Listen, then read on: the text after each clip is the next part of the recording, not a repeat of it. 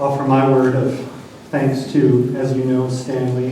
Your work has challenged me and inspired me, and many of us on the faculty have taught your books and your essays, and many students have reacted strongly to them, sometimes really positively, being inspired. Sometimes you trouble them a little bit, and they end up having to wrestle with things that they didn't know that they needed to wrestle with. I tell my students that I teach to make them dysfunctional.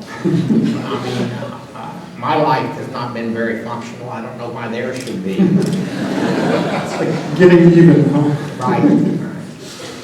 Right. Before we turn to some memories of your time at this place and more about your work and the way you think about Christian identity in America, I know that we got to sit next to each other during Leonard Pitt's lecture, and you were thinking about a lot during that time. Do you want to share any responses? Well, I very much appreciated Mr. Pitt's emphasis upon innocence and how to think about why innocence is so desperately claimed. And I think it works like this. I think we're living in a time when we're suffering from the failure of the success of the civil rights movement. People think Martin Luther King won, he's got his own holiday, we have civil rights, African Americans can move to the suburbs, have 2 cars, 3 TVs, and worry about Jews moving in. So what was a little slavery between friends? The question is how do you come to terms with being a slave nation? And that's the challenge of how do you tell the story of what was done that was so wrong, there's nothing you can do to make it right. And I think that the way you respond, because you're a human being, is to forget. And so innocence is the other side of forgetting. So how you tell the story of what it means to be a slave nation, in which there's nothing you can do to make that right, has everything to do with the Christian understanding of how you confess sin. And in the confession of sin, you are confronted with the task of having the responses that can transform your life in a way that will make memory possible in a non-justificatory manner. And so I think that what we're looking at in these kinds of challenges before us is how the loss of serious Christian practice makes it very hard for us to know how to respond to these kinds of issues. I mean, the suggestion that, for example, we just all need to forget difference and we all just need to look at one another as a human being, that won't work. African Americans have a history that is very different from other histories. They're not just anyone. They're people that cannot avoid inheriting the history of slavery. That cannot be forgotten. So to be an Irish American is to be different. So the language of egalitarianism turns out to be, we're just all the same when it's all said and done. No, that's just wrong. And so how to come to terms with difference is something that we're not very good at, and exactly because of the public ethos of egalitarianism. That's I thought that was a lot of what was going on in the speech we just heard. So Christians have some practices. Confession of sin is one that they can use to come to terms with our nation's history. Are there other things other practices that Christians might share or model that help be truthful? Well, I don't believe in tolerance. Tolerance is just the ethos for the powerful to continue to have dominance over those they tolerate.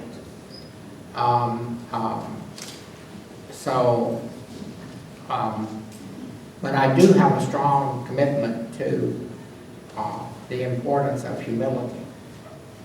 And I was once, I have a good friend named Enda McDonough, who is a Catholic moral theologian in St. Patrick's, Maynooth, Ireland.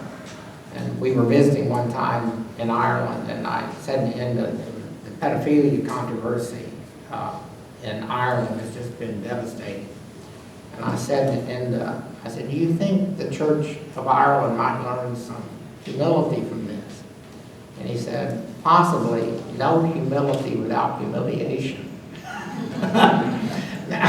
So how to come to terms with our humiliation, to acknowledge that we're not all that what we think we're cracked up to be, is I think an essential Christian a virtue which, I mean, how could you try to be humble? That, of course, if you accomplished it, it's an invitation to pride. So exactly how to think about humility as the formation of a people who can tell their story in a manner that glorifies God, I think is, I mean, what you think about when you think about these kinds of matters is, of course, why it is that the Old Testament is so important for the story we must understand ourselves as shaped by as Christians. And, of course, we're not very good at using the Old Testament because we want to turn it, and that we're not very good at using the Old Testament has everything to do with Christian attempts to turn the Jew into the ultimate other. That means that somehow the Jew got stuck with the law, and they're a bunch of legalistic people. And we Christians are, of course, grace people, gospel people.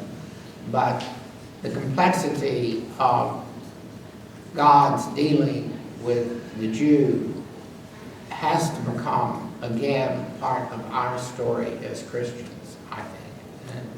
And that is one of the great challenges before us today. Thanks. I'm going to take it down a notch, and we'll raise it back up again in a bit. So you were here 45 years ago. You've been back briefly since, but spending more time on campus now. Besides the black squirrels that you write about in your memoir. Black squirrels, I love black squirrels. Yeah. Are they allowed to drift into Moline, or do you think it's... Well, of course, I mean, squirrels, I think squirrels in Durham have a research unit somewhere in the woods behind my house in which they learn to defeat any bird feeder that I put up. So squirrels are not my favorite creatures, but I really enjoyed when I was here the black squirrel, because they're really beautiful. And the other thing I really enjoyed was the bird migrations down the Mississippi. I just think it's just wonderful to watch the various birds come through. And I had never, I remember when I was being interviewed when I came to campus, they said, have you much knowledge of the Midwest? And I said, right now I'm just trying to keep Iowa different from Idaho. Being a Texan and a kind of Southern Texan. I mean, not all Texans are Southerners, but my mother was from Mississippi, so I have a strong formation as not only as a Texan but as a Southerner. I had no sense of what it meant to be a Midwesterner, but I really liked it, and I liked the people here in terms of the kind of down to earth.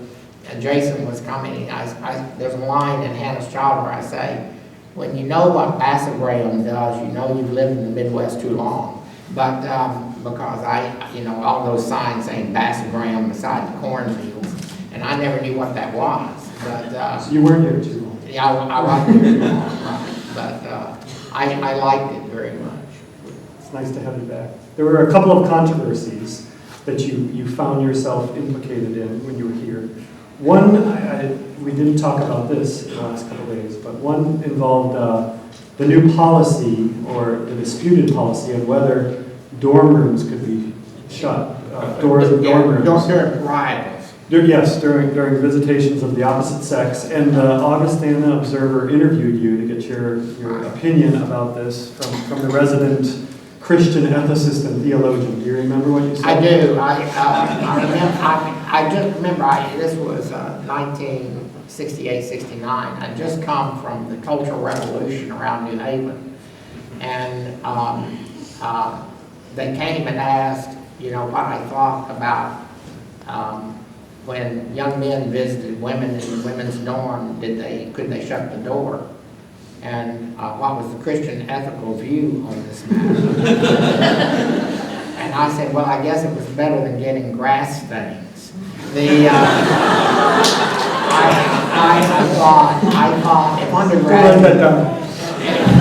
thought if undergraduates were so unimaginative that they couldn't figure out these matters beyond just having doors shut, then they beyond belief. Right. So I did get into it. That was in the paper, of course, and the administration of the dean didn't like it. The other controversy was a little bit more substantive. You became the unofficial advisor to what was essentially the Black student organization then, a kind of informal group. Yeah, we're 19. 19 African American students on campus. Tell us about your relationship with them. Well, they were taking, we all taught Bible, and I had a number of African Americans in Bible, and also I taught a course called Christian Ethics and Democracy. It was on how to deal with issues of revolutionary developments. Remember, Vietnam was just started, and I wanted them to get a sense of the political theory issues involved as Christians in these kinds of matters. So I had a number of, and I dealt with race, I had a number of African Americans. And I kind of, there was no African American above janitor at that time at Augie. And I thought we should be looking for teachers that were African American. And so I seem to remember it was Ross Paulson and I, through the AAUP, got a resolution asking the dean to start searching for an African American faculty member, or several. And every faculty meeting, I would ask how that was going, and the dean would explain that it wasn't going terribly well. And finally, one of my colleagues, a senior professor, just had it with me, and said, well, let me explain to Professor Hauerwas why this is so difficult. One, when we go to big, prestigious Big Ten schools to find African Americans doing their PhD there. One, there's not that many. Two, they don't want to teach at schools like Augustana. Three, they can demand more money. And four, we have trouble fitting them into the slots that we have. And I said, well, I understand that, but I just want to point out the racist presumptions of those remarks. I said, we hire mediocre MA whites in here every year. Why can't we go out and hire mediocre MA whites? And that was not received well. You don't say. No. I mean, look, I was a kid, and I had no political sense at all. I still have very little political sense. I've managed to get in trouble on my whole life simply because as a Texan, I often confuse truthful speech with just being candid, and they're not the same at all. And so I can get in trouble pretty quick. But that was one of the developments that was not universally appreciated. We also read about protesting with the black students. And we did. Giving a space, we looking did. For a space for them to gather. Yeah, they wanted, I mean, it's very interesting. They wanted a room in the old Union, which you don't remember, it's just a little building, it's an ugly building, where they could meet as African American. And this was seen by some people as reverse segregation.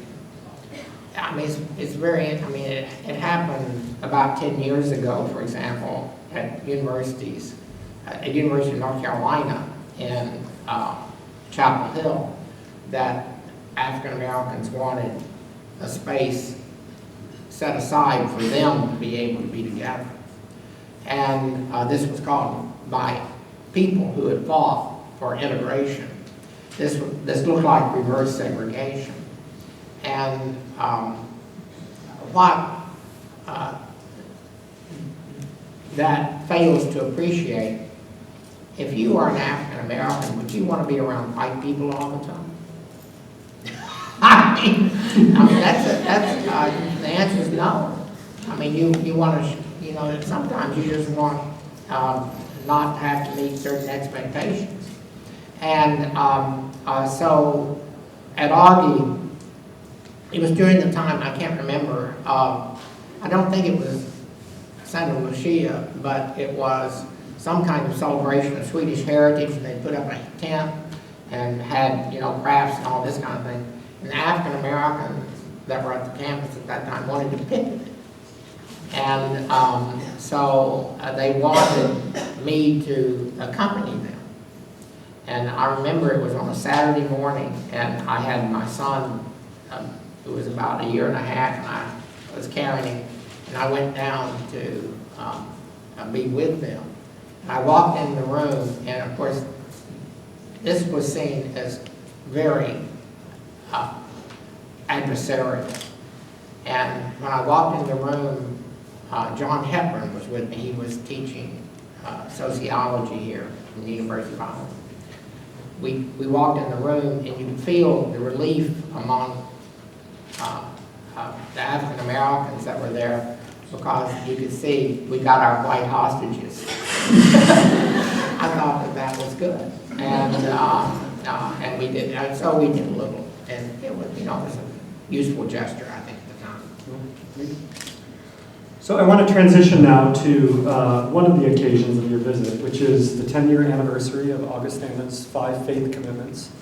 This is one way that Augustana has tried to name its church relatedness and its commitments to its history and its relationship with the Lutheran Church. I should start by saying, right, faculty members and staff and administration are all over the map on whether we should preserve and strengthen our church relatedness, whether we should let it go away and kind of slowly die out, you know, everything in between. And let's just poll the students here first, too, so you can get a kind of feel for the room. The question is, how many students, and you can applause if this pertains to you, how many students here came to Augustana knowing about the church relatedness of this place and it influencing your decision. So you came because this was a Lutheran college. How many people knew about it but came anyway? How many almost didn't come because you knew about it? Good. How many would like the church relatedness of Augustana to kind of go away? Wish we didn't talk about it, wish you didn't have to take a Christian traditions course. None of my students will applause, please, but go ahead. So, okay, you're being nice, Midwesterners. But we're all over the map. I'd like to ask you about each of these faith commitments and just give your kind of gut reaction to some of the language, the key language of it. But then students submitted questions about your work that pertain to these, and I'll follow up with some questions for them, students and faculty members. So the first one,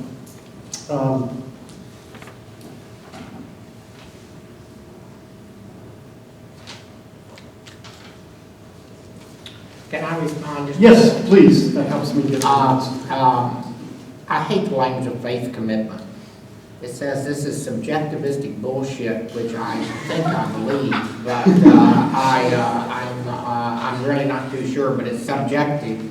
So I don't ask you to take me seriously in my beliefs about these matters.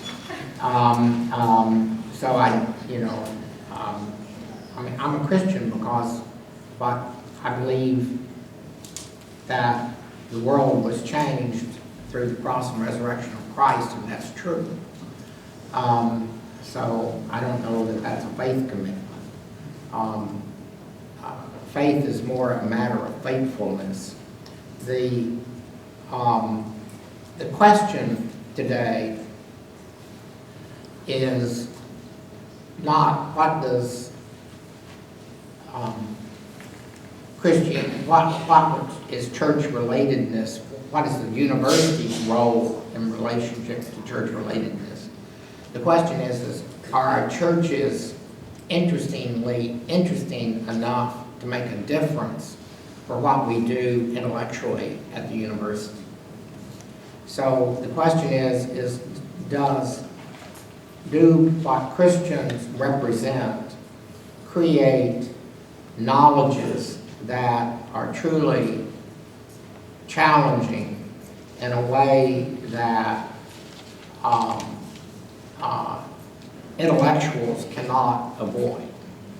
I tell my colleague Grant Thacker, who taught American church history at Duke Divinity School, he's a great scholar, he's Pentecostalism.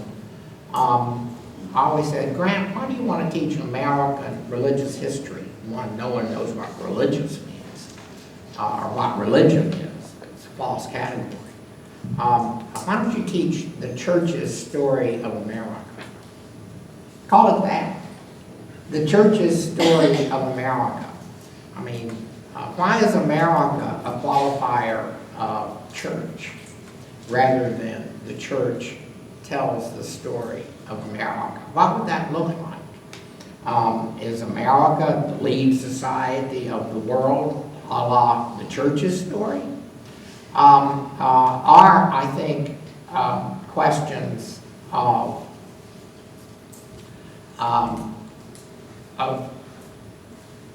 the question is not, can we put God into evolution? The question is can you think philosophically in a rigorous manner about evolution? And where the language of survival of the species comes from, can you show that that's philosophically defensible? Christians need to have something to say about that, and Cunningham in his book on Darwin has done it in a quite brilliant way, I think. So the question, I think, church-related schools, the presumption was, well, we really don't make that much difference in terms of the knowledges that are taught anymore as Christians in universities, but we really have to be concerned about student life as Christians. So church-related schools seem primarily to be a way of making sure that students aren't destroyed by the way we make them live together in universities. So it's the personal that becomes part of what Christianity means in the university. And therefore, it's not about the fundamental issue of the formation of the knowledges that the university represents. And I think that that is absolutely destructive of what Christianity is about. And I mean, does that mean that I think there's a Christian biology? It certainly means that I think that the mechanistic presuppositions of causality that are often associated with experimental designs in biology need to be questioned as Christians. You bet. So those are the kinds of questions. Does that mean that I think there's a Christian mathematics? I don't have any idea. But I would like to see the issue not go away. I mean, partly it has to do with, does anyone know what mathematics is? I was on the Appointments, Promotion, and Tenure Committee at Duke for 8 years, and anyone that comes up for tenure goes through that committee. Anyone that comes in from appointment from outside comes up from that committee. And I was always fascinated by people that came through as mathematicians in terms of the kind of questions that are at the very heart of even, what's an applied mathematician? An applied mathematician is someone that other mathematicians begin to understand. Before that, they were theoretical mathematicians. How those kinds of issues are adjudicated, I think Christians have something to want to say about. So, one of our problems today is the secular has just become so damn stupid. It doesn't know anything about Christianity, and therefore, at Duke, one of the nice things about being at a very secular university, and Duke's a very secular university, is most of my colleagues in the university have never rejected Christianity because it's never come up. So every once in a while I'll have one of them say, now what's all this stuff about resurrection? And you think, hey, this is a choice. I mean, this is an opportunity. So, and one of the problems about a school like Augustana is there's too much misinformation about Christianity floating around. Yeah. That's why some of us have work to do. right. So you talked about reasoned examination. That would be language from the 5 faith commitments. One thing that's very compelling to many students here is interfaith engagement, and it's one of our commitments. I think one of our students asked a really nice question in this regard. This is from Caitlin Tome, who's a sophomore music major. She wants to ask you, how important is it for Christians to be in dialogue with people of other faiths? Well, you can't answer that in principle. It depends. I was, some years ago, giving a lecture at Hendrix College in Conway, Arkansas. I make all the biggies. And I can't remember what I was lecturing on, but when I finished, I made one of the faculty members just absolutely mad. He was a student of John Cobb's from Pomona, and that's Protestant liberalism out the wazoo. And Jay said, Hauerwas, your problem is you give us no theory that will enable us to talk with Buddhists. And I said, well, gee, Jay, I'm so sorry. how many have you got here in Conway? And if you have Buddhists around here, what good would a theory do you? I just think you'd want to go say, what in the hell are you people doing here in Conway? I mean, I have to be here because I have to have a job, but I mean, you could have been somewhere else. I think that for me, the crucial question is not whether Christians have an obligation to be ready to listen to people of other faiths, but whether we are people any longer that are interesting enough that other people want to know about us. Of course, Christians have never, I mean, we are an evangelizing sect that want to tell our story to whoever we meet in a manner that they then respond, telling us what they think they heard.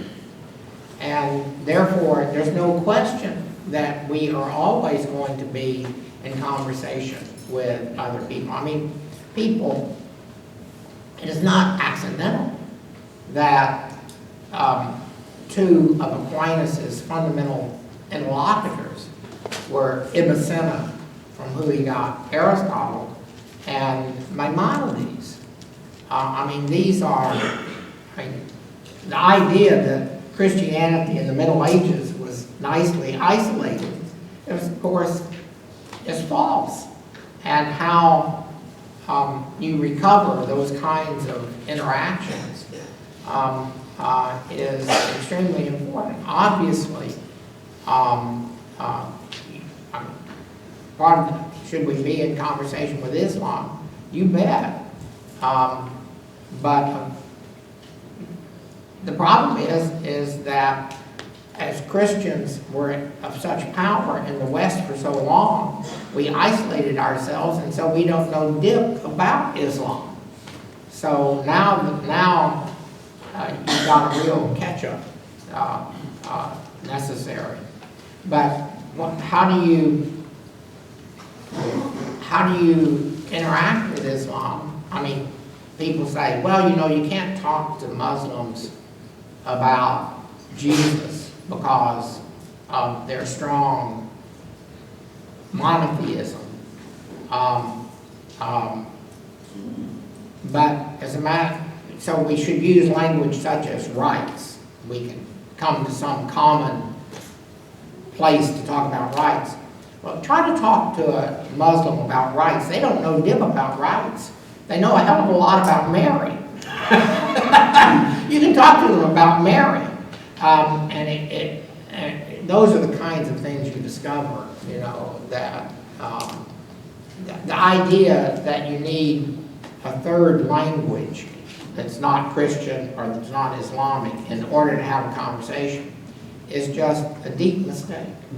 But it is the deep mistake that is very characteristic of liberals. This is a good follow-up. This is from Dr. Cyrus Zargar, who teaches Islam here in our religion department. Very popular, very good teacher. It's a long question. I'll read it word for word. It seems that adherents to the kind of nationalistic American Protestantism that you, Dr. Hauerwas, discuss often, define themselves in contrast to Islam, or at least an imagined Islam. On the other hand, European secularism has not done much better when it comes to Islamophobia.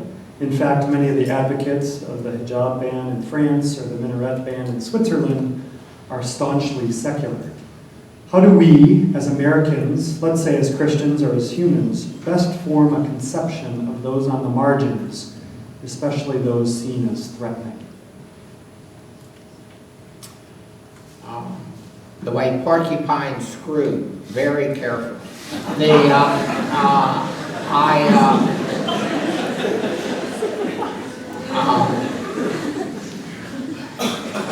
I take the analysis very, I share that analysis between Protestantism and secular liberalism in Europe.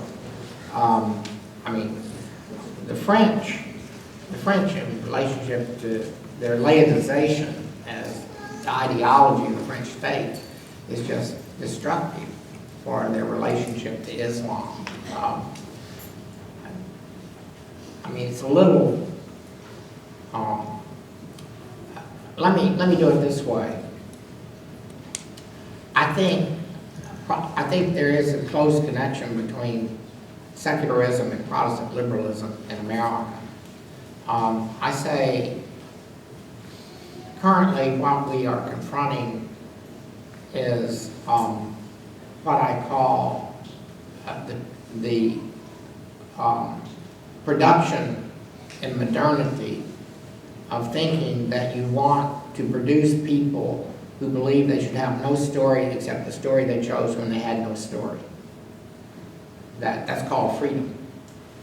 You want to produce people who believe they should have no story except the story they chose when they had no story.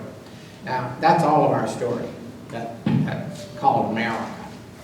And if you don't believe it's your story, I can show it to you this way. Do you think you ought to be held responsible for decisions you made when you did not know what you were doing? No, most people don't believe they should be held responsible for decisions they made when they did not know what they were doing. I mean, the only difficulty with that is of course, it makes marriage unintelligible. I mean, how would you have known what you were doing when you promised lifelong monogamous fidelity? As you students can testify, it makes having children unintelligible. You never will get the ones you want. I mean, most of life is coming to terms with the fact that that the decisions you made when you thought you knew what you were doing, on looking back on them, you didn't know what you were doing, but now they're you, and somehow you've got to come to terms with a life that has been made yours, which you did not choose. How to do that in a way that isn't Stoicism is one of the great challenges. So much of contemporary Christianity is really Stoicism disguised as Christianity. But the problem with you should have no story except the story you chose when you had no story is we think that that's anyone that looks like they're Islamic, they can't share that commitment. And because they are happy that Allah has invited them to submit. Now, that, it seems to me, is a very deep, what Alistair McIntyre calls epistemological crisis. And how that's going to be resolved is not at all clear. I mean, one of the developments of recent times, represented by people like Peter Oakes of the University of Virginia, has been the recovery of the Jewishness of Christianity. And I think that those kinds of developments are going to be very important for the formation of Christians who have the formation necessary to recognize that as Christians, they didn't get to choose their story. We're creatures, and creatures of a good God. And that therefore provides a people ready to talk to other people in a way that isn't already making the judgment that those people are not as progressive as we are because they didn't get to choose their story. So it's a very, also, of course, I mean, God is doing a wonderful thing.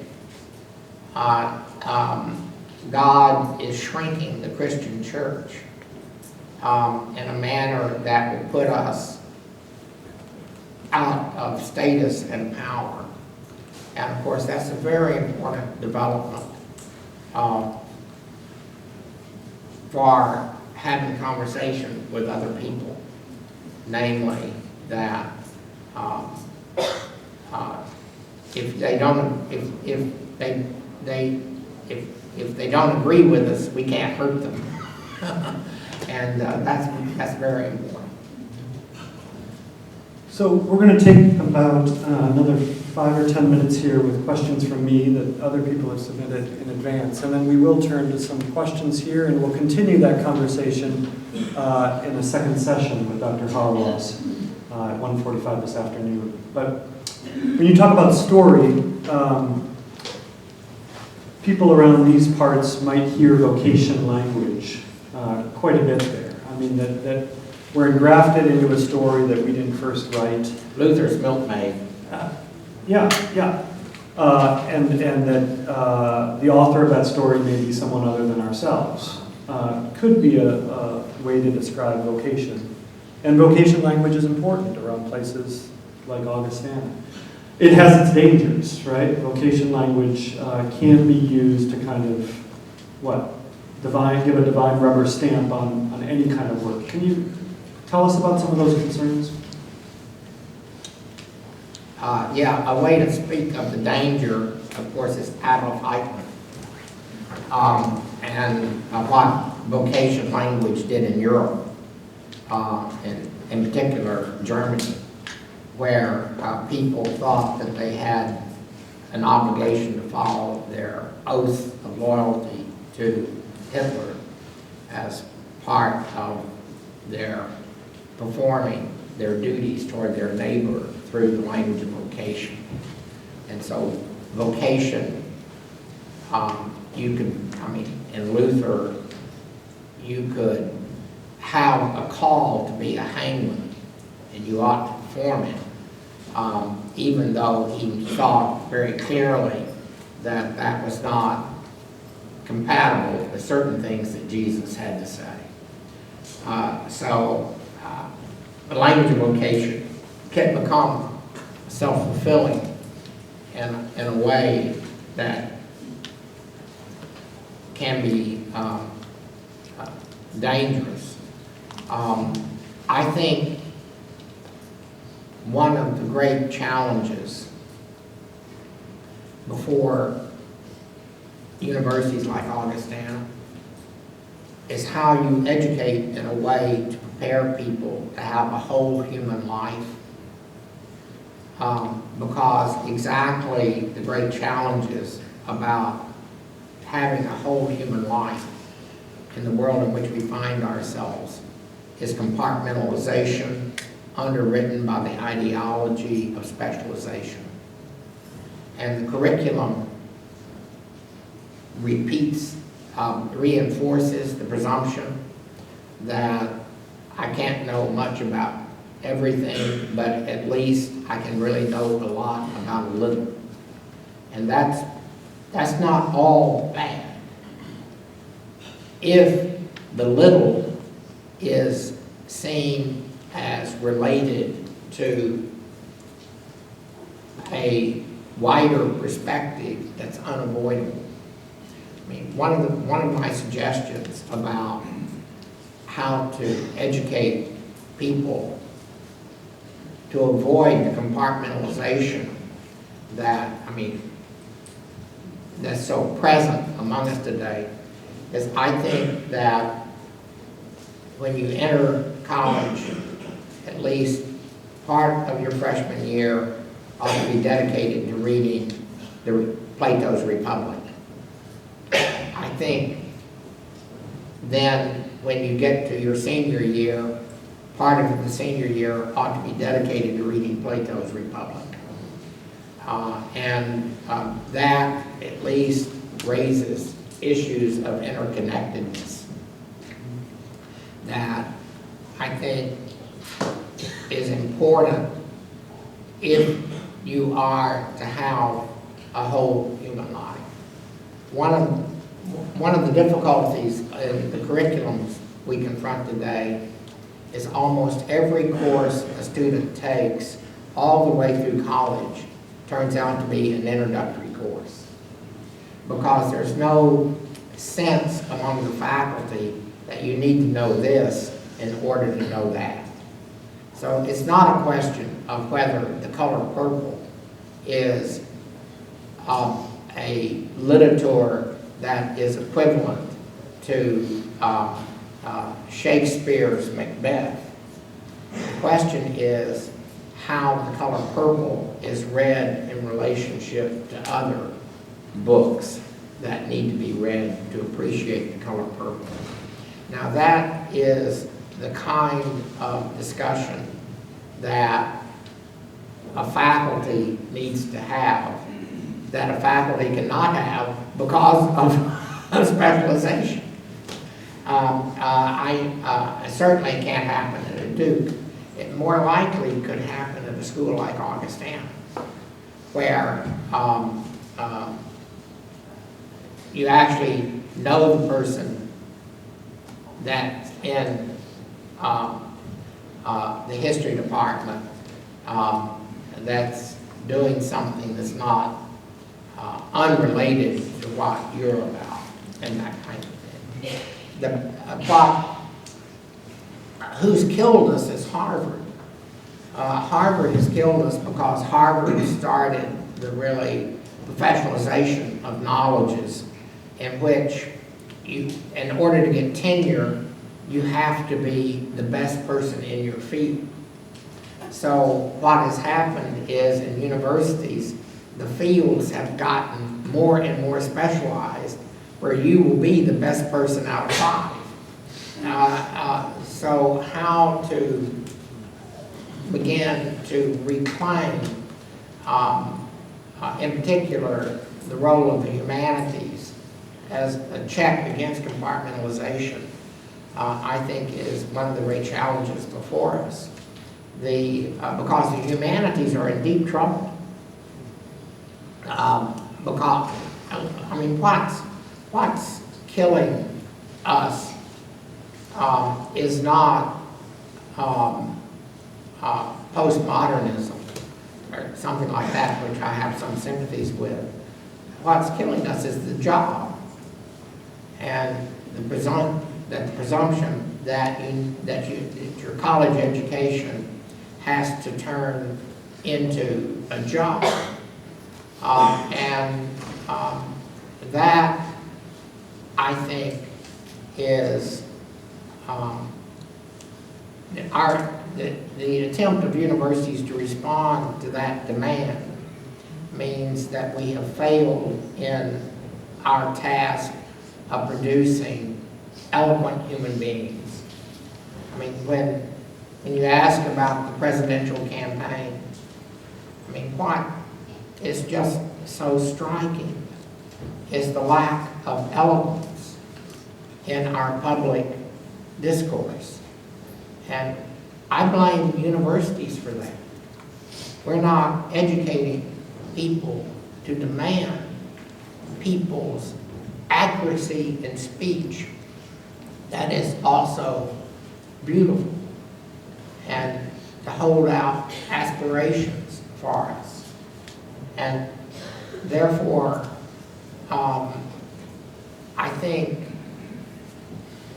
how we want to form students to be able to read and write beautiful sentences is one of our fundamental tasks.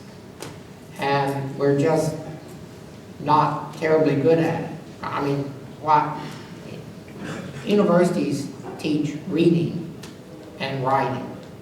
Those are 2 fundamental crafts that it takes a lifetime to get a hold of. And this is a good place to start. So, and that's formation. That's formation of students. Let's turn to the audience with our 7 minutes, 8 minutes that we have here left. I believe we have a handheld mic. Is Jeff still here? Who has a question? But with one of our scientists. A couple of years ago, I was teaching biology professor here, I was teaching applied ecology, and I had several excerpts from an attempt between the fusion of science and ethics. And one of the excerpts the students read was from Pierre Teilhard de Chardin, The Phenomenon of Man, and a couple of other things. Yeah, where he talked about the noosphere and all these sort of seemed really forced attempts to fuse in a very satisfying way. Evolution, for example, and the Christian message. I think, and we also went to a Catholic church over in Davenport where a speaker addressed those, he's a theologian, addressed those ideas. I wonder, it seems to me when you were talking about some of your own views, if you find Desjardins' philosophy, perhaps broadly speaking, consonant with your views, or are there some sharp discrepancies?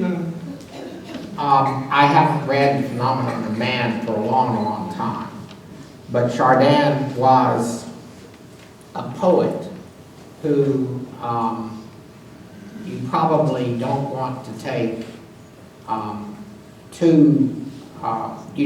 you want it to remain in a poetic mode rather than in a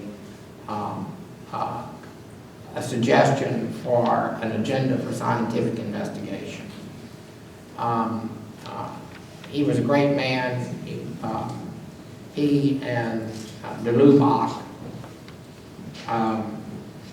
performed great intellectual services for the Roman Catholic developments that we are called the ressourcement movement. And I think he is still well worth reading. You know, he dealt with the Piltdown Man in China very much and got into all of that. But I think the kind of work that I suggested that Cunningham is doing in Darwin's pious idea is much more important. By the way, why is it, I can't imagine an ecology that's not applied. Why applied ecology? Well, pure ecology, of course, is just understanding, an attempt to understand structure and function of nature without giving technically a hoot what the consequences are of what we do. Applied ecology, this is often the way I talk about it. I see. Yeah, okay. I see. Right. Thank you. Thank you. Thank you.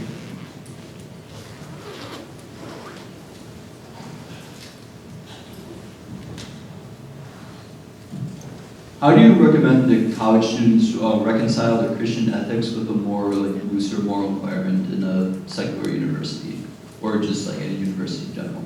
Say that again. How would you recommend that students reconcile their Christian ethics with a different moral environment in university? I think that the fundamental challenge before most students today, whether they are Christian or, quote, secular, is the challenge of how to sustain friendships without betrayal. If I were to teach a course in Christian ethics for undergraduates today, I would spend a lot of time on friendship, because I think that one of the great challenges is how you learn to be a friend in a non-manipulative way. And that's a challenge both for secular people as well as Christian people.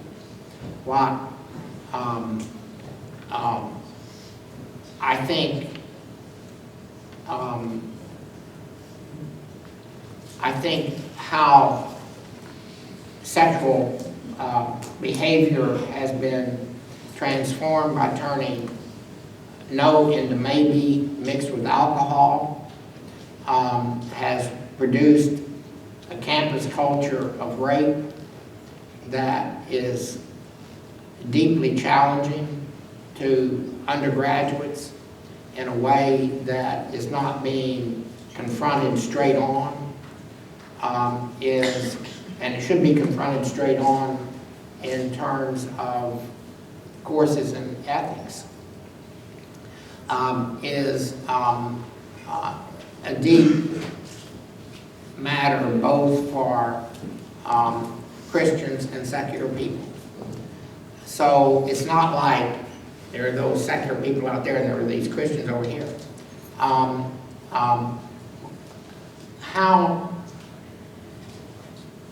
When I taught the core course in Christian ethics at Duke for many years, and I would start the class by telling the students that if they needed a course in ethics in order to figure out what it means to be moral, it's too late. They're already too corrupt for me to do much for them.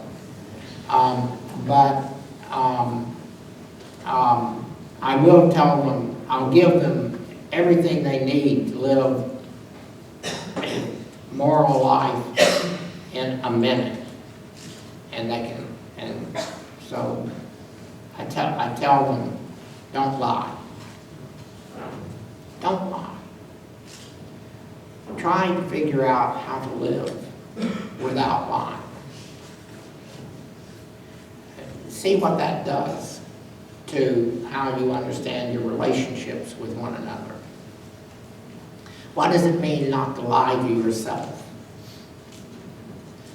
These are not new issues. Aristotle dealt with them, Augustine dealt with them, and Christians and secular people need to figure out how they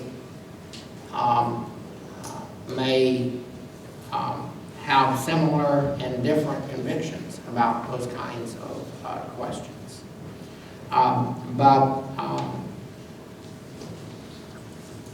What fundamentally Christianity is about helping you understand that you can't survive being a Christian by yourself. So, at least within whatever people understand to be secular context, you're going to need friends that can help you be saved from yourself. And that's what I would hope happens at schools like Augustana. Please join me in thanking Dr. Hauerwas.